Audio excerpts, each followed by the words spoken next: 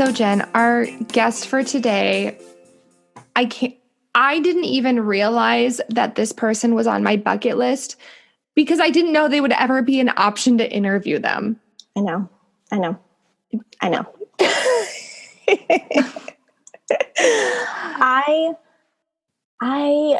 my goodness. So this person, I decided to take a chance with, reach out to via Facebook because she's been doing so much on Facebook lately. I was like, let me try that route.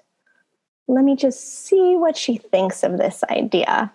And when she wrote back and said, sure, I'd love to, I didn't even know what to do. I didn't even know. I was not expecting that. Like you know, Jen and I, you know that we talk fast. We can talk your ear off. The fact that her and I are just sitting here with these gaps of silence, it tells you how starstruck we are and how amazed we are days after recording this interview. We recorded this interview last week. Mm-hmm. We did it Thursday. It's Sunday. We're still in disbelief that we got to do this. I don't know. It was amazing. Okay, we've already kind of played this up enough. We're going to tell you. Okay, Jen, who did we have the pleasure of speaking with last week?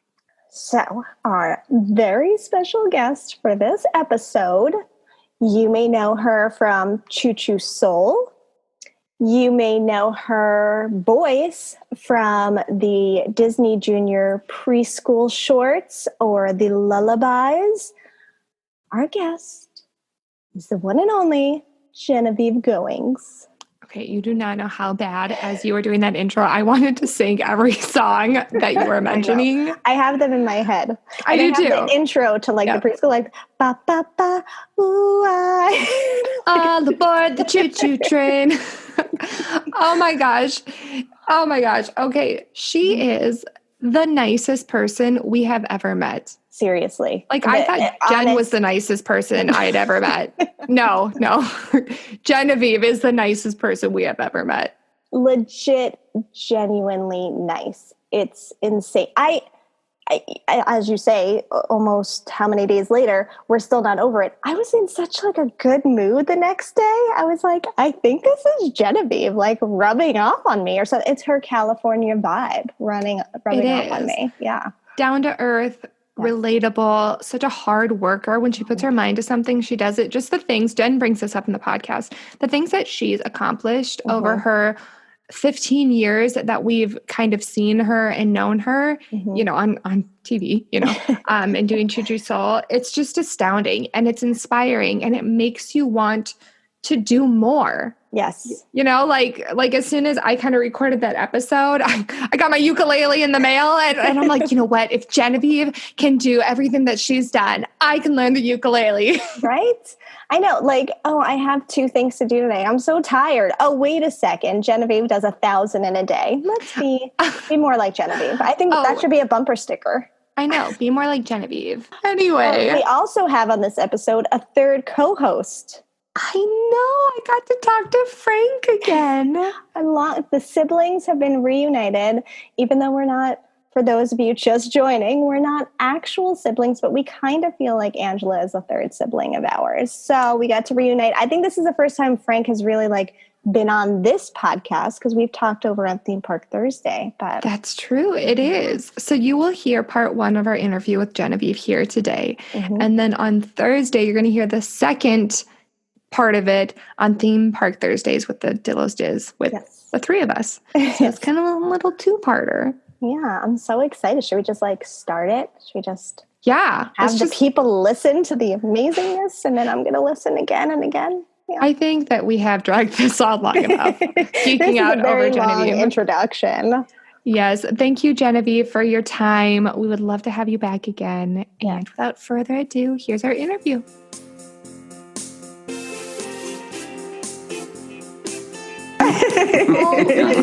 The party happening. I know. I know it happens fast, right? Oh, so cute. And okay, so he was born in December. Yes. December 4th, Jay-Z's birthday. My husband wants everyone to nice. like, you mean royalty. Yes. Right. Yeah. That's so funny. Although I went into the hospital on the 2nd. Oh my gosh. 2 days. So where's my trophy? Please? Yeah, No kidding. That's seriously. awful. Yeah. I did see that he was a December baby. Yes. So you got out of the hospital and then the COVID stuff. Yeah. Oh my gosh. And Not too long already like after. being a new mom, you're scared of everything. And Right. Yeah. so it's been interesting. But also as like a touring artist, we were just talking about this the other day.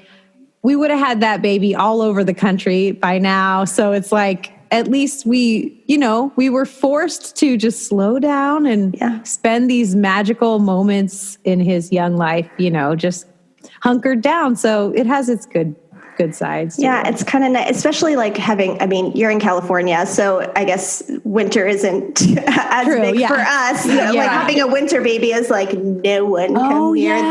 That's right. But at least with something like this, you can kind of hunker down and kind of just like snuggle more. I know. We're like, sorry, no company. Yeah. But he would be 7 months, right? He's 7 months. He just turned 7 months on 4th of July. That's when they start getting to be so much fun. I know. Oh, he's like figuring out just all of it. Watching him learn to crawl is adorable. Oh my gosh. So cute. We just did an episode recently on like, we called it growing pains because like switching out baby clothes, switching out beds, and we're like, I can't handle. Oh, I know. Even I just went through his drawers and I was like, you're holding up the little things. You're like, he doesn't fit in this anymore. Can we cut? You guys might know this. Can you cut the feet out of their pajamas and let them still use it for a minute? know. People do. Yeah. do Okay. it. I figured. Is there a my special mom- cut to do? My mom would cut it and then she'd put socks over me, like over my feet. There you go. Like big ones, bigger socks. So then it would cover where the cut was. It's like, I knew there was because some of them I'm not ready to let go of it. I know, they're so cute. In our episode, I put away all of my kids' clothes and gave a bunch away. And you should see just the totes that we saved of their old clothes, even though they'll never wear them again. Right. I don't know why we're saving them, but they're so little and so tiny, and they still smell like Dreft washing detergent. Oh, yes. Can't give them away. No, can't do it. We can't do it. We have some issues to work through. I have an attic of stuff to work through at some point. So. Oh, dear. You know what? Addict sounds an awful lot like. Who's like addicted to saving their clothes. Yeah. And I have a boy and a girl. So there's two sets up there. There's two jumpers up there. There's a mamaroo. What am I doing? What is this all doing up there? It's like when they move out, you're just going to like slow down. Around with it. Yeah, I know. We'll think about that a lot. Ways from now. Oh my gosh. Thinking of all the baby stuff now. Okay. Are you originally from California? I am. I'm from the San Francisco Bay Area. So now I live in Los Angeles. So just a little 5.5 hour drive from where I grew up. But yeah, I'm a California girl. Nice. Wow. So far away from Minnesota. I'm from Minnesota. Oh, you are? Yeah, Frank and Jen are based in New York. So we're kind of spread out. Okay. Oh, you sure are. I have family in Minnesota. Definitely fond Minnesota memories. Wow, small Love world. my Midwest people. Oh, yeah. We're so nice, don't you know? Exactly. Well, actually, a fun fact, we have in our touring rider, like all the list of stuff that we need. And people, they read the rider, but they rarely read all the pages. They kind of like flip through, especially if it's like a big theater and they're like, oh, it's just a kid show. What do they need? Okay, great. So at the very end of our rider, we have in small print, it says, when possible, we request that all bad news be delivered in a Midwestern accent. And we just put it there just to see like who actually reads the writer. And so some people will be like, got that last one. We're like, oh, you read it. Good. I'll give you my phone number. And if exactly. news, I'll just like pull out the Minnesota Mom. Exactly. Yes. And just thank you. deliver it. There's something soothing about that Minnesota Mom voice. Genevieve, Angela's on the phone. Exactly. Oh, okay, but I'm ready for it. Yeah. You'll see my name. You'll be like, oh, here we go. With her hot At least it'll sound nice. Canceled. What happened? Yeah. Oh boy. Oh my goodness. Since we're the high-strung New Yorkers, and I know I work with a couple of folks from California who definitely have like a West Coast vibe that I just don't. Yeah. Is that something you grew up around? Could you see differences? Did you just know that you were growing up in kind of the chill, low-key environment? Like, what is that like? Such an interesting question. Did I know? I think so. Because again, we had family, in the Midwest and there's definitely like a California vibe, and we love to take advantage of our California weather and, all those things. So I think there's a part of it that I knew growing up. It was pretty, it's just totally awesome. Yeah. Like on the level, right? Like I feel like it's not the trying to rattle someone from the West Coast, I feel like I've seen people get angry at people I know from California, and the Californian is always just like cool as a cucumber. Oh, good. Well, that's nice. I'm glad to hear that. I would hope so. And even above that, like San Francisco, I'd like to think we have kind of like a nice reputation for being nice too. Yeah. We're in the Midwest, Frank. We apologize to you. Oh, sorry. Yeah. As Frank has his elbows out getting onto the subway every day, like, right. And I admire that. I wish I had some of that sometimes. Actually, even moving just from the Bay Area, where we really do pride ourselves on being nice and talking to people and striking up a conversation. Then you get to LA, it's kind of like culture shock a little bit in the heart of the kind of Hollywood scene, where it's kind of like, oh, hey, so what, trying to strike up, and some of the girls are like, oh, what? Wait, what do you do? What show is it? Oh, just like, don't worry about it, but it's awesome. You do your thing, I'll do mine. Yeah, exactly. Yeah. Well, let's go back to the beginning, with your roots in the Bay Area. Where did your love of music come from starting when you were younger? Well, luckily for me, my parents are both musicians. So I had that coming. Yeah. So right from birth, I was at gigs and, in sessions. And my dad was, he was signed to a major label, which was called Casablanca Records. He was in a band called Santa Esmeralda. They toured internationally and had some big hits and stuff. So that was really cool, just to have that experience. And then my dad actually owns an agency in the Bay Area. He does events, and he has represented different acts and artists over the years. So it's like I actually had, parents that saw my dream as a real career. So that really helped, It helps when it's in the DNA like that. It's definitely. Yeah. Did you grow up traveling with them? No. So my dad sort of slowed it down once I was born. And through that, he did a lot more studio work and production, which is really cool transition into the fact that he is my manager, and he has toured with Choo Choo Soul for 14 years doing the sound live. Oh my gosh. Awesome. That's really cool. I mean, those moments as a parent, you can imagine, there's times when we have a full theater and I can do the full concert where I'm singing When You Wish Upon a Star, like on the stage, and he's calling the lights and has the spotlight, and he's like on the things, like, I know. Like sometimes I get choked up. Yeah. That really goes full circle. You learn from the best, and they pass on their knowledge. And I think of it as kind of rare that, not all parents, maybe I shouldn't say rare, not all parents understand that the creative arts can be a career path. Yeah. More often you see like you should be a doctor, you should be a teacher, a nurse. Yeah. Which I also agree with, kids. Very, very important. All those are good too.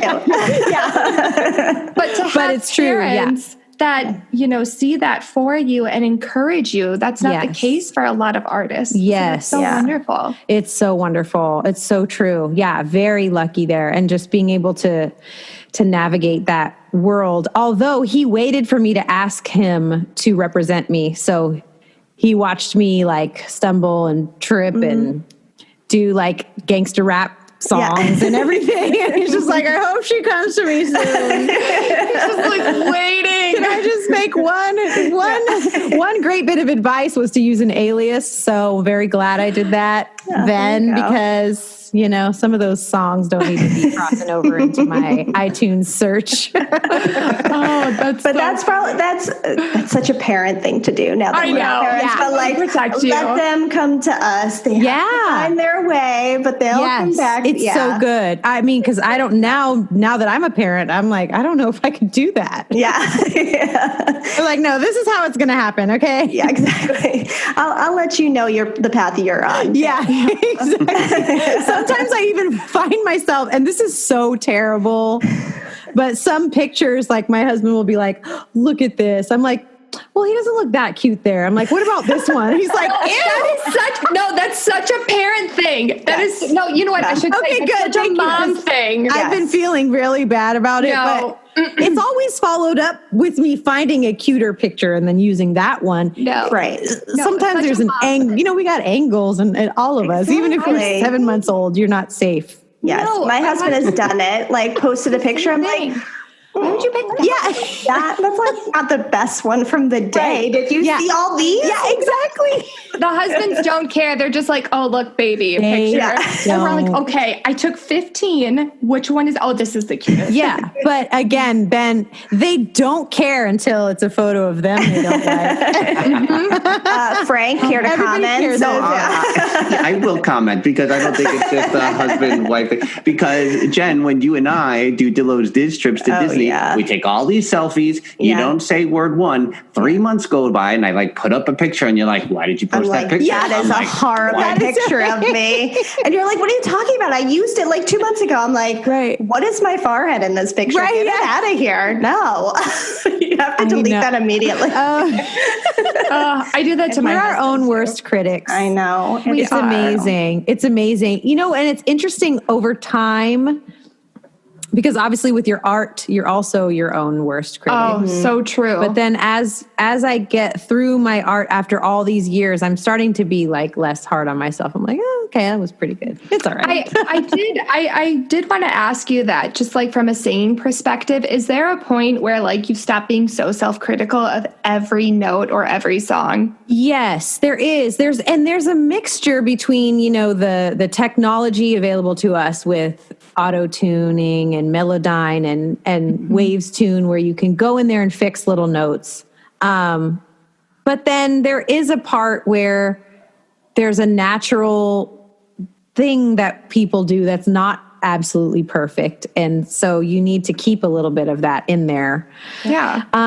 Gosh, it's a learned skill to like finally just accept yourself. Sometimes I have in my mind this really cool like run or way to sing something, and I just keep doing it. I'm just like, oh honey, you can't get that. You just can't. It gets like worse the longer you practice it. Yeah.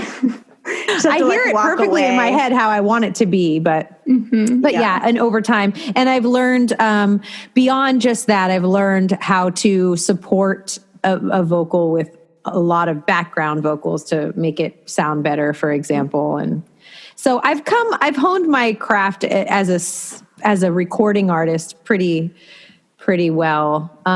But yeah, there's always that piece where you're like, or even when I make music for Disney Junior, worked on the nursery rhyme series, on the Disney Junior Ready for Preschool series, and also most recently the Disney Junior Lullaby series.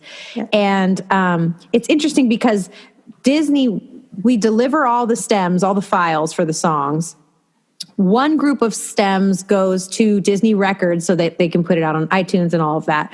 The other batch, which is more detailed, goes to Disney Channel, and they do a different type of mix. Usually they like to hear the voice louder, and they add sound effects or whatever, and your backgrounds will be lower. Some of the bumping bass, or like for me, some of those hip hop drums will be lower in the mix, and the voice will be out. So sometimes I'll watch it on TV and I'll be like, oh, that one note, I didn't hear it before. You know? You're like, that's not how I produce it. That's not what I gave you. It's like the picture, posting a picture on Facebook. Right. That's not the picture I had in mind. I wanted this one. Has what you've put out or what you're putting out in all these projects, has that mindset changed since having a child? That is a good question. You know, it makes me appreciate, you know, even like the work that I've done more, and the people I know that genuinely like make it their life's work to entertain kids. Like I really understand, like, wow, that's beautiful. And I've heard parents tell me something like, you know, oh, my kid loves you, or they stop what they're doing and they just would look at the TV and be like, wow. And then so to watch my own child doing that to a certain show or song, or something, like, wow, okay, that's amazing. And but I've always tried to really think very hard about everything that I'm doing. But I certainly have a whole new inspiration now. It's just like, wow. And also noticing when you just have a 6-month-old, when I'm just say the dumbest things and just repeat them over and over. And he's like, I'm like, okay. Again, reminding myself, it doesn't have to be that complicated. And get him going and just make it fun. Yeah. You know, it's keep just it a good basic. Reminder. Yeah, exactly. It's a great reminder. They'll laugh over peekaboo for an hour. Yeah, exactly. I know. And I'm over here trying to write Hamilton. It's just not exactly. There's some like bigger things in your life that have happened, you know, some Grammy nominations. Some like some awards, whatever. Okay. But honestly, when you have heard that you were nominated for a Grammy, was that just like... Did you lose it? Yeah. Oh, yeah. I did. And, you know, it's interesting how there's this thing they call imposter syndrome. If you heard of it, where you just almost feel we're well familiar. And granted, like, the nominations come from me being a part of an album that was nominated. So it's like, I kept being like, I mean, I was, but I mean, I just only did. Well, it's like, my husband would be like, stop doing that. And take it. But yeah, I mean, what an amazing thing. That's like, because also as far as I can get in my career, it's still a genre that is, you know, it's not like it's the biggest genre in music or anything. It's probably the smallest genre in music, but the Grammy is a Grammy is a Grammy, you know, that's just incredible. So yes, thank you. That's just amazing. So it's nice to put that on my on that bucket list. Titles. Right? On my LinkedIn. Just in case anyone's out there, you know. And we're playing celebrity bingo. And you got to visit the White House twice. Oh my gosh. Personally invited. Michelle Obama. I don't know if you guys have heard of her. She used to hang out at the White House a little bit. Yeah, you know. That was a high point in my life for sure. Wow. And then what was really great was the first time I went, I went as myself, which obviously the Choo Choo Soul work brought me there too, but it really was based on my Do You Know brand that I had done. And so, and being, you know, someone who reads stories and things like that. So I got to come be on the White House lawn.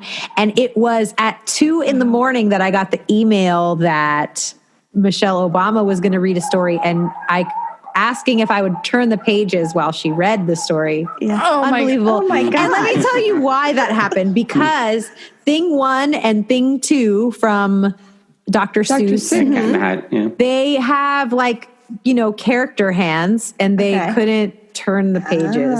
That's how that happened. And you're like, so it's cool. I got it, guys. I got this. I have human fingers. I can easily can do that. My hands started sweating as soon as you said that. I was like, nope, I don't know how. Oh my gosh, but it was so just amazing. And then the next year they asked me to come back. And so I actually said, God, that'd be really cool if I could come as Choo Choo Soul this time. Yeah. Bring DC. Yeah. And it was so funny when we were asking permission from Disney Junior. Mm-hmm. They were kind of like,